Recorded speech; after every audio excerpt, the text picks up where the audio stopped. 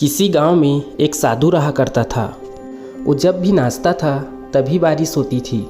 इसीलिए जब भी गांव के लोगों को बारिश की ज़रूरत पड़ती तो साधु के पास चले जाते और उससे अनुरोध करते कि वो नाचे, और वे नाचने लगते तो बारिश ज़रूर होती थी।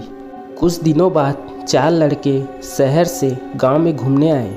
जब उन्हें ये बात पता चली कि किसी साधु के नाचने से बारिश होती है तो उन्हें यकीन नहीं हुआ। शहरी पढ़ाई लिखाई के घमंड में उन्होंने गांव वाले को चुनौती दे दी कि अगर हम भी नाचेंगे तो बारिश होगी।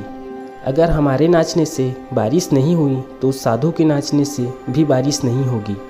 अगले दिन सुबह सुबह गांव वालों ने उन चारों लड़कों को लेकर उस साधु के कुटिया के पास लेकर गया।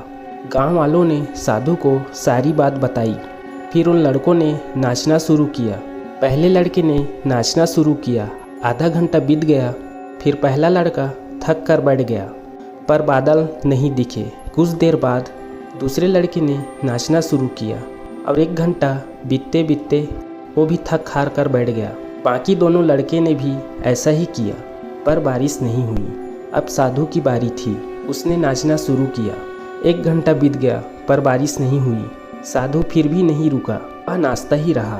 नाचते नाचते 2 घंटे बीत गए, पर बारिश नहीं हुई। लेकिन साधु तो रुकने का नाम ही नहीं ले रहा था। धीरे धीरे शाम ढलने लगी कि तभी बादलों की गड़गड़ाहट सुनाई दी और थोड़ी देर बाद जोरों की बारिश होने लगी। यह देखकर चारों लड़के दंग रह गए और तुरंत साधु से क्षमा मांगे।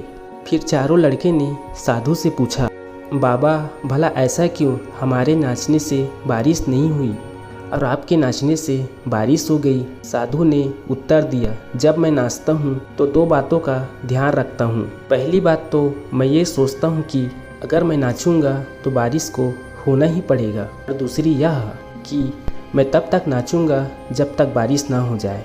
सफलता पाने वाले में भी यही गुण विद्वान होता है। वे जिस काम को भी करते हैं उन्हें उसमें सफल होने का पूरा भरोसा होता है, और वह तब तक उस काम को करते हैं जब तक उसमें सफल ना हो जाए।